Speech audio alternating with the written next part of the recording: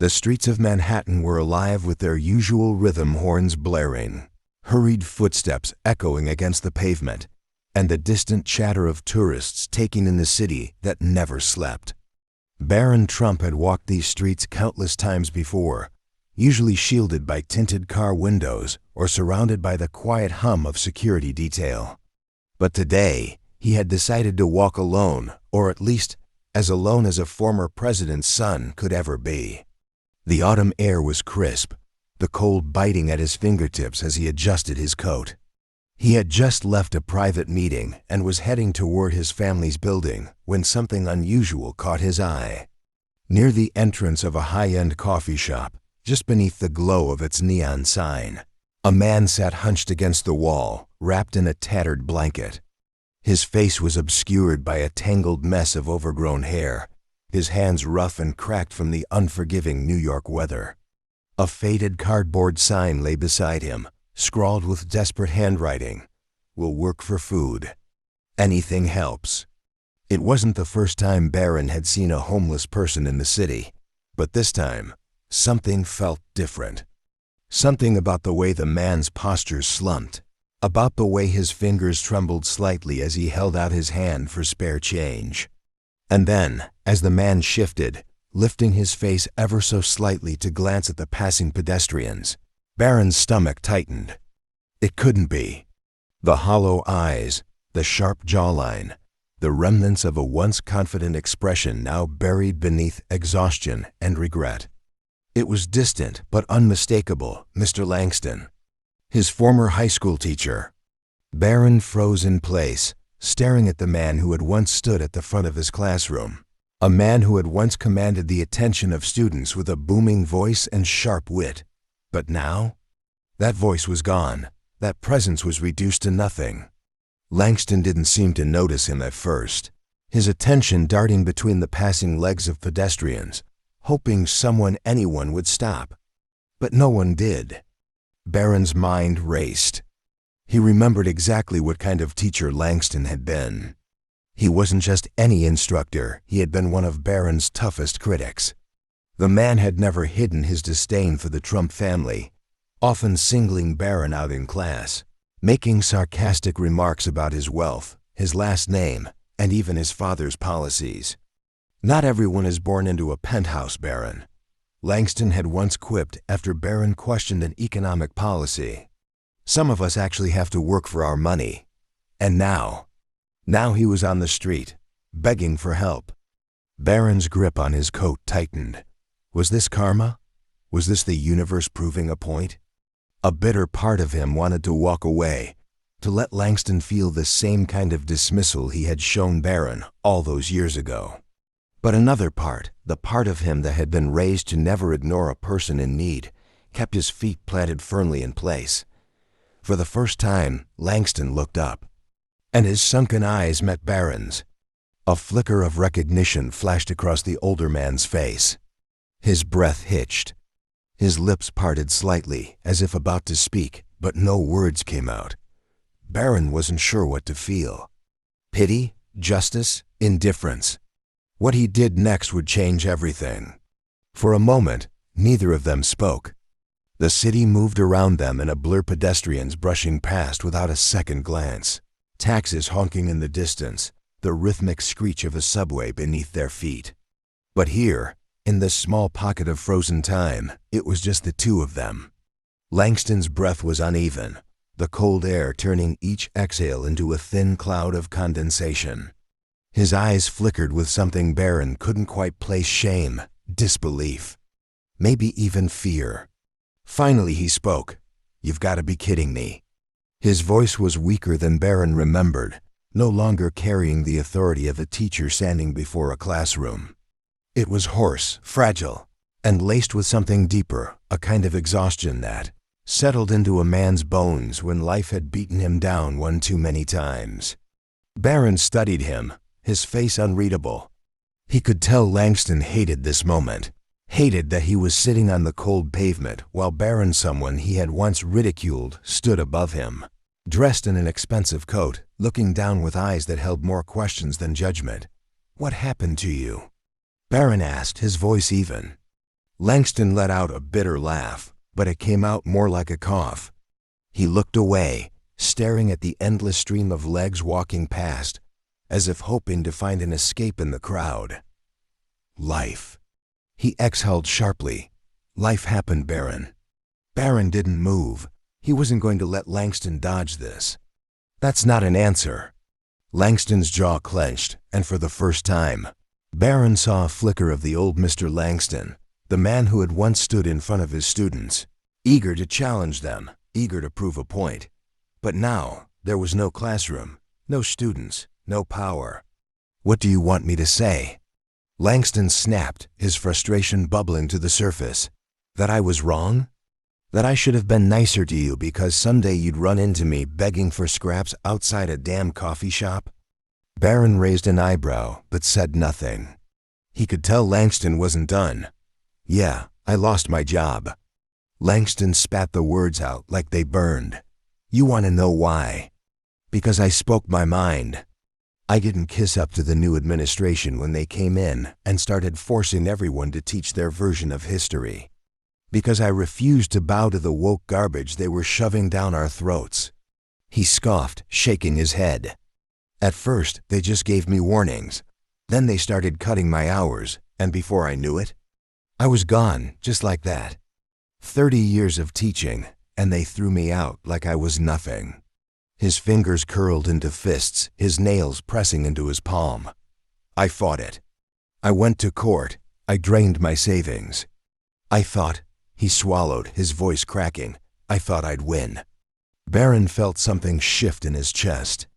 This wasn't just some random teacher who had lost his way. This was a man who had spent his whole life believing in something, only to watch it crumble right in front of him. But still. So that's it? Barron asked, his voice calm but firm. You lost your job and you just gave up? Langston's eyes darkened. You think it's that simple? He let out another dry laugh, shaking his head. You know what happens when you lose everything, Barron. First, you try to fix it. You tell yourself it's just a rough patch. But then, you get desperate. You take jobs you never thought you'd take. You swallow your pride. You borrow money from people you swore you'd never ask for help. And then one day, you wake up and there's nothing left. He gestured around him. And here I am, no money, no family. No one who gives a damn. The words hit hard, heavier than Barron expected. For years, he had remembered Langston as the man who never missed a chance to knock him down, to remind him of his privilege, to make him feel like he hadn't earned his place in the world. And now? Now Langston was the one who had lost everything. The irony wasn't lost on Barron, but what he did next. That would define the moment forever. Barron stood there for a moment, silent, letting Langston's words settle between them. The bitterness, the exhaustion, the weight of years of regret, it was all there, etched into the lines of his once proud face. And yet, even in his downfall, there was still a trace of defiance in his eyes. That same spark that had fueled his sharp lectures, his sarcastic remarks, his relentless critiques of Barron's last name and everything it stood for. Barron could walk away. Maybe a part of him even wanted to.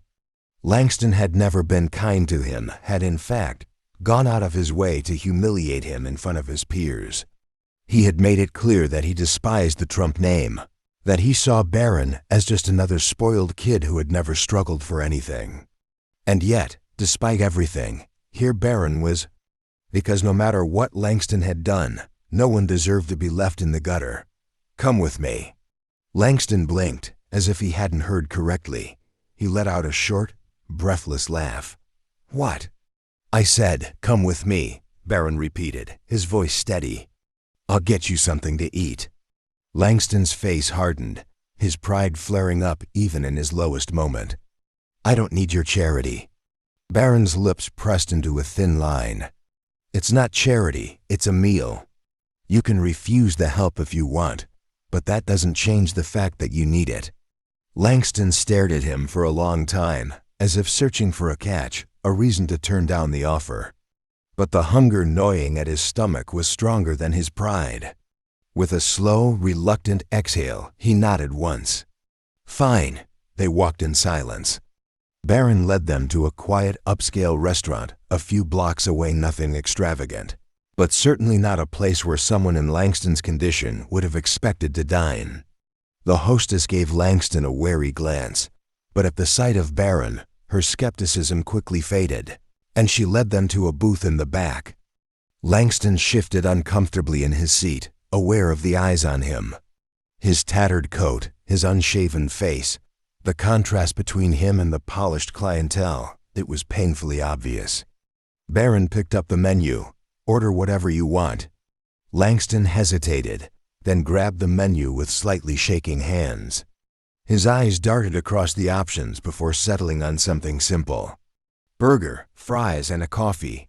Barron nodded and placed the order. For a while, they sat in silence, the tension between them thick. Barron watched as Langston ran a tired hand through his hair, still processing how he had ended up here, not just in this restaurant, but in this moment, across from the boy he had once belittled. Finally, Barron leaned forward, his voice calm but pointed. "What's your plan?" Langston looked up confused. "Plan?" "Yeah," Barron said. "What happens after this meal? You go back to the street? Keep waiting for someone else to feel bad enough to help?" Langston's jaw tightened, the old defensiveness flickering back. "You think I want this? You think I like sitting outside, hoping strangers will drop a few bucks so I can afford a cup of coffee?" "I think," Barron said evenly, "that you had a choice once, and maybe you still do." Langston scoffed, shaking his head. "You have no idea what it's like to lose everything." "Maybe not," Barron admitted. "But I do know that staying down is a choice. You spent years telling me that I didn't understand the real world, that I had everything handed to me. But the truth is, Mr. Langston, you were just as privileged as I was. You just didn't realize it until it was gone." Langston's expression darkened, but he said nothing. The food arrived, and for a few minutes, there was nothing but the quiet clink of utensils against plates. Langston ate like a man who hadn't had a proper meal in days, because he probably hadn't. Barron let him eat, let the silence stretch between them. Then, when Langston was nearly finished, he spoke again. "I can help you." Langston froze, a fry halfway to his mouth. "What?" "I can help you get back on your feet," Barron said. "But only if you're willing to help yourself." Langston's eyes narrowed. "And what's the catch?" "No catch," Barron said. "Just a test." Langston set his food down slowly. "What kind of test?" Barron leaned forward, his gaze steady. "You work for it." Langston stared at Barron, his fingers tightening around his coffee cup. The warmth from the ceramic felt foreign, almost unreal, like a fleeting comfort that would be ripped away the moment he let his guard down. He had expected humiliation, maybe even pity, but not this. Not a test. His jaw tensed. "You want me to work for you?" Barron leaned back in his seat, his expression unreadable. "No, I want you to work for yourself." Langston scoffed, shaking his head. "You think I haven't tried? You think I want to be sitting out there like some broken man begging for scraps?" "I think," Barron said calmly, "that you got comfortable being angry, and you let that anger ruin you." Langston's eyes darkened, his pride flaring up again. "You have no idea what it's like to lose everything," Barron interrupted. "No, maybe not. But I do know that some people get knocked down and stay there. Others find a way to stand up again." Langston fell silent, his knuckles turning white around his cup. Barron reached into his pocket and pulled out a crisp $100 bill, placing it between them on the table. The small folded note might as well have been a grenade with the way Langston looked at it. "This isn't a handout," Barron said. "It's a test." Langston let out a bitter laugh. "What am I supposed to do with $100? Get a 5-star hotel?" "You tell me," Barron said simply. "You've got 24 hours. Take this money. Do something with it. Make a plan. Show me you haven't given up." Langston's brows furrowed, confusion flickering in his tired eyes. "And if I do?" "Then I help you," Barron said. "If not, you go back to the sidewalk, and we both know you were never going to get up anyway." Langston's chest rose and fell sharply, his breath shallow, like a man standing at the edge of a cliff, trying to decide whether to jump or turn back. His pride was screaming at him to push the money away, to throw it back in Barron's face. But his hunger, his exhaustion, his desperation, they all spoke louder. Slowly, he reached forward and picked up the bill. His fingers ran over the edges as if trying to convince himself that it was real. "Fine," he muttered. "I'll take your damn test." "Good." Barron slid out of the booth, adjusting his coat. "Meet me here tomorrow. Same time." Langston looked up, his eyes searching Barron's face for something. Mockery, doubt, maybe even hope. But Barron's expression remained unchanged. "Don't disappoint me, Mr. Langston." And with that, he walked away. Langston sat in the booth long after Barron had left, the $100 bill burning a hole in his palm. His fingers tightened around it, his mind racing with possibilities, excuses, doubts. $100. Not much in a city like New York. A single night in a cheap motel, a few warm meals, but then what? He could blow it all in a few hours, numb himself with cheap whiskey at the corner liquor store, drown out the noise in his head. He could walk into a casino, try his luck, double or lose it all in minutes. Or he could do something different.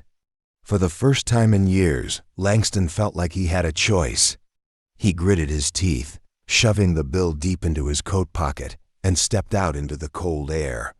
The test had begun. The city felt different tonight. Langston wandered through the streets, past luxury storefronts where people dropped thousands on handbags without a second thought, past bright billboards promising a life he no longer belonged to. Every step felt like a battle between the man he used to be and the man Barron had challenged him to become. His stomach growled, his fingers were numb. He could already feel the temptation creeping in, the easy way out whispering in his ear. Just spend it. One night in a warm bed, one bottle to forget. No, not this time. Langston spotted a barber shop on the corner, old-fashioned, no frills, just a red and white pole spinning lazily in the cold wind. His feet moved before he could talk himself out of it. The bell above the door jingled as he stepped inside, and the barber, a stocky man with graying hair, glanced up from his newspaper. "We're closing soon," the barber muttered. Langston nodded, pulling the $100 bill from his pocket and placing it on the counter. "I just need a cut. Something that makes me look like I don't live on the sidewalk." The barber eyed him for a long moment. Then with a grunt, he gestured toward the chair. "Sit down." The man staring back at him in the mirror almost looked like his old self. The overgrown mess of tangled hair was gone, replaced with a clean, sharp cut. His beard, once a wild, uneven disaster, was now neatly trimmed. His eyes, though still tired, no longer carried the same weight of hopelessness. It was a start. Outside, he caught his reflection in a shop window and barely recognized himself. For the first time in years, he didn't look like a man who had given up. But looking the part wasn't enough. He needed more. He spent the next hour hunting for a thrift shop, finally stumbling upon a small secondhand store just before closing time. The woman behind the counter gave him the same cautious look he had grown used to another homeless guy looking for handouts. He walked straight to the rack of dress shirts. "You got anything for $15? Her eyebrows lifted. He pulled out a crumpled 20 from what was left of his money, along with some loose change, something that says, "I used to be somebody." The woman studied him for a moment before nodding and disappearing into the back. When she returned, she handed him a clean, dark blue button-up. "Try this. No charge for the tie." He looked down. A simple black tie sat folded neatly over the shirt. Langston exhaled. "Thanks." By the time morning came, he was standing outside the restaurant, showered, shaved, and wearing his new clothes. He didn't have much left, maybe $20 and some change, but he had something far more valuable: dignity. Barron arrived right on time, stepping out of a black SUV. His eyes scanned Langston from head to toe, taking in the transformation. A slow smirk tugged at his lips. Not bad. Langston straightened his posture, squaring his shoulders. Told you I wasn't done yet. Barron nodded, motioning toward the restaurant. Let's talk about what's next. The moment Langston sat down across from Barron, he felt different. Not just because of the fresh haircut, the clean clothes, or the few dollars still tucked away in his pocket, but because, for the first time in years, he had earned something. Not a handout, not pity, a chance. Barron didn't say anything at first, just took a sip of his coffee, watching him like a poker player reading his opponent. Finally, he leaned forward, resting his arms on the table. So you passed the first test. Langston smirked, adjusting the cuffs of his second-hand dress shirt. Was there ever any doubt? Plenty, Barron said flatly. But now comes the real one. Langston's expression faltered just slightly. Real one? Barron nodded. You proved you can take an opportunity. Now I want to see if you can create one. Langston frowned, leaning back. What's that supposed to mean? You used that money to clean yourself up, Barron said. Which is great. But what happens tomorrow? And the next day, you don't have a job, you don't have a home. If I walk away right now, how long before you're back on the street? Langston stiffened, his jaw clenching. He knew Barron was right. So what's the test? He asked, voice lower. Barron slid a small envelope across the table. Inside, this is the name of a man who owes me a favor. He owns a business. He's expecting you. You walk in there, you tell him I sent you, and you get the job. Langston's eyes narrowed. And what's the job? Barron's lips curled into a subtle smirk. Does it matter? Langston exhaled through his nose, staring at the envelope like it might explode. A job, a real one. But there was a catch, he could feel it. You want me to work for someone you know? He said, voice edged with suspicion. So I'll owe you? So you can pat yourself on the back for saving some washed-up teacher? Barron's smirk faded, his gaze hardened. I don't need you to owe me anything, Langston. I just need to know if you'll actually take the damn opportunity when it's handed to you. Langston swallowed hard.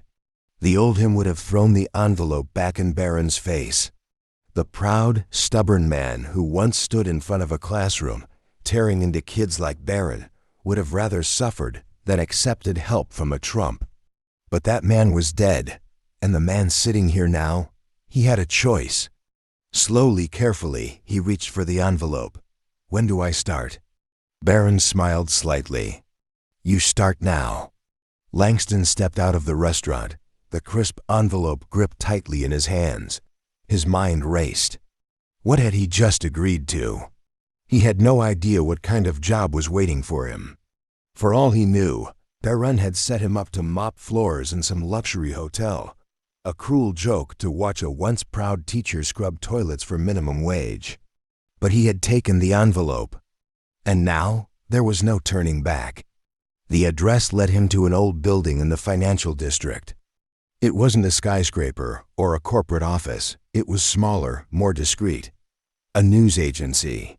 Langston's stomach tightened. A job in media? That wasn't what he expected. The receptionist barely looked up as he entered. Down the hall, third door on the left. They're expecting you. Langston followed her instructions, his pulse pounding. The room he entered was not an office, not a newsroom, but a small conference space, dimly lit with a single man sitting at the end of a long table. Graham Lockwood. Langston's breath caught in his throat. Lockwood was a known conservative commentator, someone who had spent years criticizing the very type of people Langston once aligned himself with. He had debated politicians, exposed media hypocrisy, and most importantly called out liberal indoctrination in education. Now he was staring at Langston like a wolf eyeing a wounded animal. Sit. Langston hesitated but obeyed. Lockwood leaned forward. Barron tells me you're looking for a second chance. That true? Langston cleared his throat. Yeah. Then here's the deal, Lockwood said. I don't do charity. You want a job? You prove to me you can be useful. I need researchers, writers, people who know the system from the inside. And something tells me you do." Langston's stomach churned. This wasn't some low-level position scrubbing floors. This was a real job, a serious job. But at what cost? He had spent years pushing a different ideology, teaching kids to question authority, to embrace progressive values. Now he was being handed an opportunity to work for a man who stood for everything he had once opposed. Was he willing to cross that line? "One shot, Langston," Lockwood said, his gaze sharp. "I don't care who you used to be. I care who you are now. So what's it gonna be?" Langston exhaled slowly. He glanced at the door his escape. Then, at the contract sitting in front of him. Barron's words echoed in his head. "You got comfortable being angry, and you let that anger ruin you. Maybe it was time to let it go. Maybe it was time to start over." He picked up the pen and signed his name. Langston's signature felt heavier than ink on paper. It was the weight of a decision he never thought he'd have to make. The moment the pen left the contract, Lockwood snatched it up, giving it a quick once-over before nodding. "Good. You start tomorrow." Langston swallowed hard, his hands pressing against the smooth wood of the table. He had done it. He had committed. But even as Lockwood stood and reached for the door, the doubt still gnawed at him. "Why me?" Langston asked, his voice quieter now. "You could hire anyone. Why take a chance on someone like me?" Lockwood smirked. "Because people like you make the best stories." Langston's stomach twisted. Was that all this was? A headline? But before he could question it, Lockwood was gone. The next day, Langston walked into the newsroom like a man wearing someone else's skin. His desk was small, tucked away in a back corner, nothing like the powerful presence he once held in a classroom. But it was his. His first real job in years. The work was grueling fact-checking, researching, writing small pieces no one would read. But he did it without complaint. He stayed late, arrived early, learned everything he could. He never spoke about who he used to be. And Barron? He watched from afar. He never checked in, never interfered. Because this was never about saving Langston. It was about whether Langston would save himself. Months passed. Langston climbed the ranks, moving from research to writing, from writing to commentary. His face, once lost among the forgotten, began to reappear, not as a disgraced teacher, but as something new. Something stronger. He stood in front of cameras now, not as a professor lecturing students, but as a man who had seen both sides of the system. "I spent years telling my students to question power," he said in his first major televised interview. "What I didn't realize was that sometimes the people who claim to fight for the powerless are the ones who keep them weak." His words spread like wildfire. People recognized his name again, not for a scandal, but for a transformation. Barron watched one of his segments one evening, leaning back in his chair. A slight smile tugged at his lips. Langston had passed the test. Not just the job, not just the money, but the hardest test of all, the one where he had to face himself and win. Some people get knocked down and stay down. Others fight to rise again. What do you think? Did Mr. Langston truly change, or was it just survival? Let us know in the comments. And if you thought this was unbelievable, just wait for what's next. Subscribe now, turn on notifications, and don't miss the next shocking story.